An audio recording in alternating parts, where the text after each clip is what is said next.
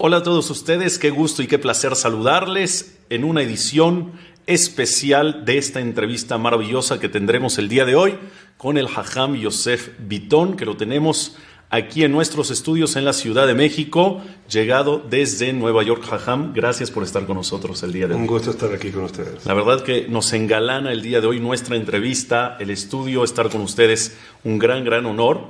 Y platíquenos un poquito de dónde nace Jajam Yosef Bitton, cómo se forma, cuáles son sus inicios en el camino espiritual, en el camino religioso. Entiendo que hoy día está en Long Island, en Nueva York, sí, en un Bet Knesset que se llama Shaarei Rahamim, ¿es correcto? Exactamente, sí. Pero cuéntenos un poquito de su vida, Jajam, por favor. De mi vida, bueno, soy argentino. Estudié en Argentina en la escuela primaria, secundaria, una escuela religiosa, Talpiot. También fui mucho a las comunidades de allí. Okay. Tuve muchos buenos maestros. ¿Creció en una casa ortodoxa, en una familia ortodoxa? La verdad que no. Okay. No. Mi mamá era siria, entonces ella sí era mucho más tradicionalista. Y papá marroquí, y él no tuvo el zehut de tener educación judía. Okay. Del todo. Es decir, cuando mi abuelo paterno llegó a Buenos Aires en los años 20, él sabía castellano porque venía de Tetuán, que es una ciudad de Marruecos español. Entonces, como tenía la facilidad del idioma, eso le dio acceso para ir a hacer negocios en lugares que estaban alejados de la capital, de la comunidad, y prácticamente vivió solo con su propia familia a unos 150 kilómetros de la ciudad de Buenos Aires. Entonces mi papá nunca tuvo una educación judía, mínimo. Como tal. Pero en casa vivían las tradiciones. En casa vivíamos tradiciones, sí. Bueno, kashrut en casa y Pesaj. Okay. Y a partir de ahí dice, entra a una escuela que es partir ortodoxa. De ahí, mi mamá siempre, Alea Shalom, siempre se preocupó de que yo tuviera una educación judía. Y bueno, yo también tenía, cuando era joven, tenía esa curiosidad de verdad. por sentido de la vida y qué pasa después de la vida. Y todas las preguntas espirituales que creo que todos los jóvenes tienen a esa edad. Y yo quizás era un poquito más, ¿cómo se dice? Inconformista. Entonces... Indagaba más. Y siempre me sentía atraído hacia lo que es, digamos, más allá de lo material. La espiritualidad como tal. Llamémoslo espiritualidad, sí. Eso es más o menos lo que me llevó a seguir un camino de la Torá, ¿no? Y termina, vamos a decir, la escuela y después sus estudios ya en Torá para ser Jajam. Después de eso mis estudios continuaron en Yeshiva University en Nueva York. En Nueva York. Y no estaba muy conforme. Fui a Israel. Y ahí estuve en una yeshiva que se llamaba Zehor le David, que tenía la biblioteca de Rabbi Isaac Ben Walid allí. Un Rab, el Harrar, la fundó. Mi rabino Sahaya Ben Zaken nos envió a mí y a otros dos talmidim en ese momento. Uno de ellos es Abraham Ben Zaken. Éramos muy amigos con su papá. Su papá era mi moré, ¿no? Mi Rav. ¿Esto en Argentina? Eso en Argentina, sí. Después fuimos a hacer Jolé David en Israel, eso es en Yerushalayim. Y ahí estuvo con el Jajam Abraham Ben Zaken. Sí, y estudiamos juntos para Rabanut. Estuvimos juntos para Rabanut allí, hicimos los Nibhanim en Ejal Shlomo. Y bueno, ahí nos recibimos con las mijas de Rabanut Rashid, de Rab Mordechai Eliyahu. Yo también seguí mis estudios universitarios, que era algo que el Rab Ben Zaken, Rab Sahaya Ben Zaken, insistía mucho. Que existan estas dos partes, la parte toraica, llamémosla así, la parte secular, la parte profesional. Sí, él tenía eso, y todos sus talmidim de alguna forma fueron egresados de universidad. Qué increíble. Sí, y se puede congeniar eso, Jajam, porque hoy lo vemos poco. Hoy lo vemos poco en la juventud, o estás de este lado y eres un universitario, vas a cursar una carrera, o estás de este lado para ser Abrech, Talmid Jajam. Claro. Hoy se ve poco. Y quizás con razón, porque, digamos, el campo universitario, el ambiente universitario... A lo mejor no da para... Es muy hostil a claro. todo lo que es lo religioso. Entonces, digamos... que yo no me refiero a los contenidos. Correcto. Los contenidos es otro tema. El ambiente. El ambiente y toda la tendencia secularista no es para cualquiera. Es correcto. Es mucho más fácil.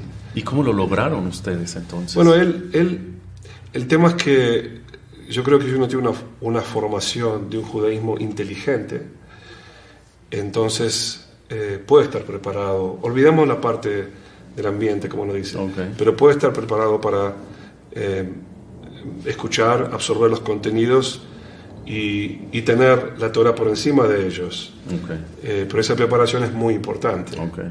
Y quizás eso es lo que falta hoy. Okay. Estar bien estructurado primero en la base de Torah, en la base espiritual como Yehudí, para poder enfrentar el desafío de la hostilidad, llamémosle así, de la universidad. Y también tener el coraje coraje que decir. Sí, la valentía. La valentía. Tener la valentía de enfrentar las preguntas antes de que uno llegue a la universidad. Preguntas sobre Boreolam, sobre un poquitito de historia. Yo creo que la clave es un judaísmo inteligente. Wow, ¿no? wow. Que eso, como digo, es muy importante. Después de haber logrado esta parte de recibirse como Talmid Jajam, como bien lo menciona la Rabbanut en Israel, y también haber cursado su carrera y haberse recibido, me imagino, con honores, ya después en la vida a corto, mediano y largo plazo, ¿usted siente que es importante esta forma, esta manera que les enseñó Rav Saadia Ben Zaken de tener estas dos fuentes, estas dos corrientes de estudios? ¿Lo ve importante? ¿Le ha servido a usted como parte de su formación? A mí me ha servido mucho, especialmente en el tema de Kerub, porque si uno tiene una formación universitaria puede dialogar con gente que tiene esa formación también. Correcto. Es decir, es más empático con ellos, es un poquito más... se identifica más con ellos, me imagino. Claro. Hay muchos, digamos... muchos rabinos que siguieron la parte universitaria y después hicieron Teshuvah. Entonces, esa parte universitaria les ayuda muchísimo, claro, para poder llegar a ese público, ¿no? En el caso de Rav Saadia Ben Zaken, él lo decía by design, o sea, algo premeditado. Por ideología ya, ¿no? Por ideología, de que eso es algo muy importante. Nuevamente, dejando de lado, hoy en día quizás es algo mucho más difícil. Podrá ser distinto, es correcto. El desafío es mayor. El desafío es mayor porque por el ambiente, por los contenidos que son demasiado seculares, ¿no? Pero en ese entonces fue lo que hicimos y bueno, Baruch Hashem. Fue Baruch Hashem una buena decisión para lo que hace hoy en día. Y después ya me adentro un poquito en la parte personal. ¿Es ahí donde se casa, forma su familia y después llega a Nueva York? ¿O cómo es que llegan esos pasos? Bueno, primero regresé a Buenos Aires una vez que me recibí de rabino. Estuve en una comunidad llamada Shalom, una comunidad sefaradí de judíos que venían de Grecia. Okay. Luego estuve en una comunidad llamada Agudat Dodim, que es una comunidad Shami, una comunidad muy grande. Sí, damasqueños. Estuve ahí por 4 años. Luego hice un proyecto de Aliyah Keilatit. Okay. Y llevamos 40 familias a Israel. Wow. Y bueno, hacer Aliyah, sí. De Buenos Aires. Desde Buenos Aires, sí. Wow. Sí. Y junto con usted, me imagino. Junto conmigo, sí. Wow, entonces hicieron ustedes Aliyah a Israel. Hicimos Aliyah a Israel, sí. Y estuve ahí por un tiempito. Estuve estudiando Dayanut cuando estuve allá. Y bueno, me recibí con el Rav Bakshi, después con Rav Ovadia Yosef. Oh, wow. Y luego me llamaron para Uruguay, para ser Rav Rashi de Uruguay. Okay, entonces yo me fui muy rápido de Israel, me brinqué hasta Nueva York, hasta el 2022, pero no sabía. Pasé por Uruguay primero, sí. Okay. La fecha no me acuerdo, creo que debe ser 1997, 98 estuve en Uruguay. ¿Y estuvo cuánto tiempo allí en Uruguay? por 4 años. Oh. Y luego, llegué a Estados Unidos. Estoy en Long Island, en Great Neck, una comunidad persa muy, muy interesante. La comunidad se llama la comunidad Mashhadi, que está tiene 1.200 familias. ¿Cómo? Wow. Es grande y bien sefaradí, muy cosmopolita. Digamos, hay mucha gente europea que pasaron de Irán, luego de la revolución llegaron a Milán, después llegaron a Nueva York, a Alemania o a Londres, después a Nueva York. Mucha gente de Israel que pasó primero por Israel, después llegaron a Nueva York. Y hoy es una comunidad muy sólida. Okay. Y el reto también, ahora donde está en la actualidad aquí en Sha'arei Rahamim, que nos menciona, también es Kirub, también es acercar, o ya es una comunidad más asentada en su judaísmo. Kirub es muy importante, darles una orientación a gente que practica las tradiciones, pero no sabe por qué. Okay. Entonces, yo creo que la generación que llegó de Irán no tiene mayores problemas, pero los hijos y los nietos sí. Entonces, esa es mi función, digamos, que la Torá pueda no solamente sobrevivir, sino crecer en los hijos y los nietos. Y Baruch Hashem lo vemos, hay más Shemirat Shabbat, hay más Limud Torah, increíble. Hay Torerut, creo que en todo el mundo, ¿no? Claro que sí, hay como un despertar, ¿no? Hay un despertar. Y en Estados Unidos pienso que ayuda el hecho de que hay tanto liberalismo, que está en un estado tan caótico todo, los valores son tan absurdos. Entonces la gente está buscando salidas. Está buscando salidas y está buscando un referente moral. Un referente moral, está buscando ser su familia, encuentra la felicidad en su vida familiar. Lo que a lo mejor no lo encuentran afuera, ¿no? Absolutamente. Porque es decir, sienten un vacío después de tener absolutamente todo y no tienen con qué llenar, y es a lo mejor que acuden a este referente moral. Siente que ya estamos en esta parte de la historia donde, si se me puede permitir la expresión, tocamos fondo, se dice aquí en México, ¿no? Donde ya estamos tan abajo que la gente necesita empezar a buscar, como bien dice, salidas y referentes. Ya estamos en esa parte de la historia. Yo creo que sí, creo que, digamos, si hablamos de la humanidad en general, de Estados Unidos, la situación moral la decadencia moral asusta. Una razón más por la cual hoy en día sería bastante difícil ir a la universidad, porque ahí es donde realmente en el campo, en los campus, como se dice, en el campo universitario, ahí es donde se transmiten todas las ideas más liberales, más seculares, más antifamilia. Y bueno, la gente busca algo más sólido, ¿no? Y es entonces cuando llegan acá y encuentran a lo mejor esa solidez, esa estructura, esa contención para realmente buscar lo que en teoría creen que es lo que los va a hacer felices, que es lo que les va a dar plenitud. Sí, y una cosa trae la otra. Yo creo que no hay mejor Kirub que visitar una casa de una buena familia en Shabbat. Es correcto. No en una clase de Torah, no en una conferencia. Cuando uno ve allí, ve a los padres con los hijos, con los abuelos. Compartiendo, hablando, sin el celular, sin televisión, cantando, conversando. Cosa que no existe no existe allá afuera. Lamentablemente no. En Estados Unidos se suele decir que, digamos, el americano típico tiene su familia alrededor de él, digamos, en Navidad y en Thanksgiving. Y nada más.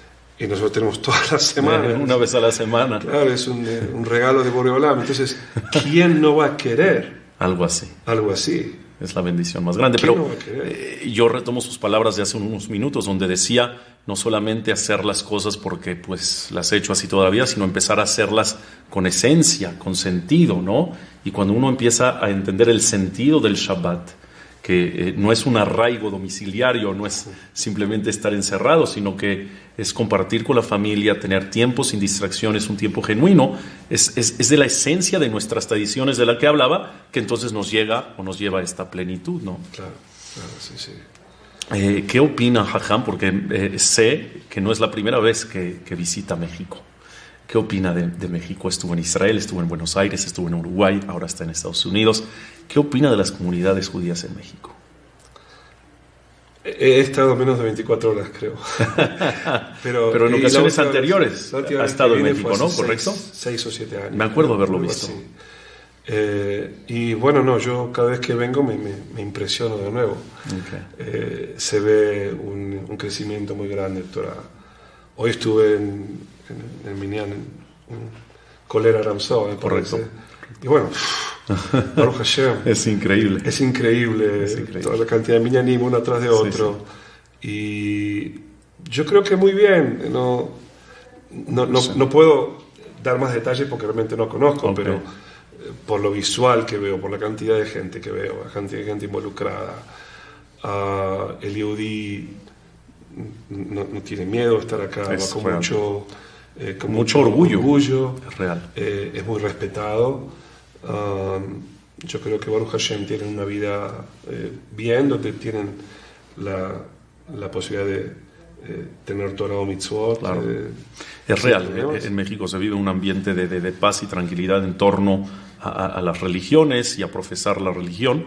Y sobre todo, como bien dice usted, en México hay muchísima Torah, hay muchísimos lugares religiosos, ortodoxos, si me permite, pero también existe aquí lo que está sucediendo, este movimiento que nos habla en Estados Unidos, de un despertar, de que hay mucha gente que está sedienta y se acerca a los que nos dedicamos al tema de Kiruv para tratar de buscar respuestas, para tratar de buscar soluciones, para tratar de buscar plenitud y felicidad en la vida. Y eso yo creo que es algo grande y es una responsabilidad también nuestra, ¿no?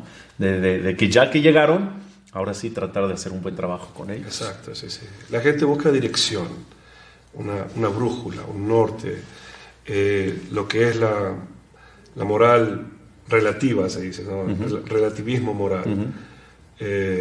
No tiene larga vida, es algo que inmediatamente se va, desaparece, es pasajero, no lleva a ningún lugar. Y la gente inteligente se da cuenta que ahí está, que en la Torah está, digamos, para el Yehudí, su solución, su felicidad, como digo. Qué maravilloso. Jajam, para ir cerrando con esta primera plática que tendremos, fuera de cámaras me enteré que ha escrito libros. ¿Nos puede contar de esta parte y esta faceta de su vida profesional, religiosa? Sí, bueno, a mí me encanta escribir. Okay.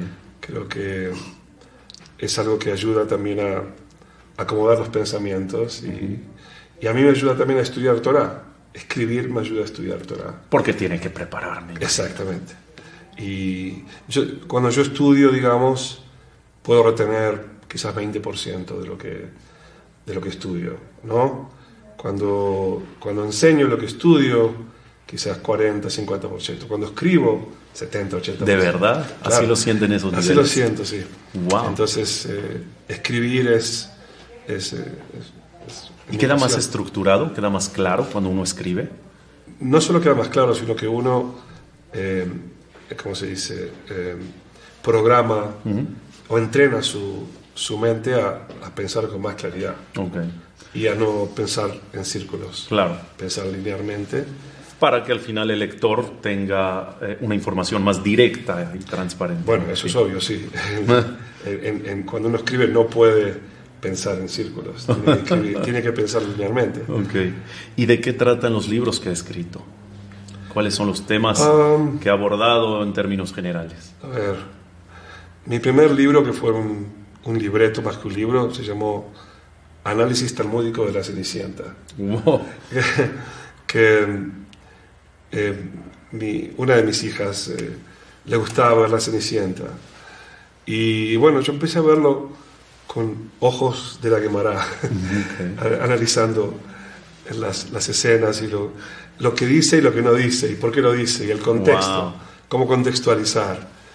Y bueno, escribí, se empezó a ocurrir algunos Hitushim, y más o menos en 2 palabras lo que dije es que la Cenicienta presenta una realidad, pero esconde otra. La realidad que no presenta es que no se trata de una pobre niña que encuentra a su mazal, a su príncipe, sino que el mensaje subliminal es también el materialismo, la belleza exterior, y cómo eso cuenta más que la dinastía, o que el apellido, o que todo lo demás. Pero de verdad que es un mensaje subliminal, porque aquella persona que ve la película sabe la historia, que me imagino todos la sabemos, no alcanzamos directamente a ver ese mensaje. Bueno, está como que... Sí, claro. A lo mejor nunca había pensado yo en eso. Yo, por ejemplo, me concentro en la escena que creo que es la más importante, que es cuando el príncipe ve a Cenicienta. No le importa ni si es una buena mujer, una mala mujer, de dónde viene, de dónde no viene. Simplemente la vio preciosa, con un vestido, y ya está. Y ahí está. Y eso es tan característico de la sociedad visual, claro, que es la sociedad gentil, digamos, ¿no? Wow. No es la sociedad judía. Y se enamora de ella como también... Claro, porque no existe ese amor a primera vista así sin conocer. Entonces todo eso son cosas que nos condicionan a nosotros inconscientemente, subconscientemente, ¿no? Entonces, bueno, yo escribo un poquitito sobre eso y el cuidado que hay que tener del mensaje subliminal de la Cenicienta. Está interesante. O ese tipo de mensajes de que es materialismo puro, y que si Cenicienta no hubiera sido tan agraciada físicamente, entonces... A lo mejor no hubiera tenido la misma suerte. No hubiera tenido la misma suerte. No importa el vestido que tenga ni nada. Entonces, lo que oculta esta inocente historia, especialmente en la versión de Disney, es el poder que tiene la belleza física. Yo lo comparo con la Torá. En la Torá, la belleza física que vemos en Sarah o en Yosef... Que también menciona la Torá sobre la belleza física de estos personajes. Sí, pero si tú te fijas bien, Sarah, Yosef, Esther, por ejemplo, ¿no? De acuerdo al Peshat, son liabilities, como se dice. Son cosas que traen problemas, más que ventajas en la vida. Correcto, traen desafíos. A Sarah le trajo un problema. Sí, a Yosef, bueno. A Yosef le trajo un problema. Y a Esther le trajo un problema también. Entonces, ves cómo la Torá lo describe. Claro. Hay muchas cosas. Que al final la belleza física no es algo que dependa de nosotros, ¿no? Es decir, es algo que Dios manda y ya dependerá, creo yo, de nosotros, de cómo canalizar esa forma en la que Dios nos manda, así como un defecto o como algo positivo, ¿no? Claro, como a dónde llevamos nosotros eso, creo que esa es la responsabilidad nuestra. Sí. Pero qué interesante. Y los libros que escribe Jajam, los escribe en español, porque pues, me imagino, por los lugares que estuvo, me imagino sabe perfectamente hebreo, sabe perfectamente inglés, sabe perfectamente el castellano. ¿En qué escribe sus libros? Bueno, ese libro lo escribí en Uruguay, así que lo escribí en español, en castellano. Después escribí otro libro más sobre una pregunta que siempre me cautivó, que fue creación, digamos, siempre me gustó la ciencia, entonces vi que la ciencia y la Torá como que son compatibles. Aparentemente se contradicen, ¿no? La edad de la Tierra, la evolución. Entonces escribí un pequeño libro también, mi segundo libro fue ese se llamó Génesis y Big Bang.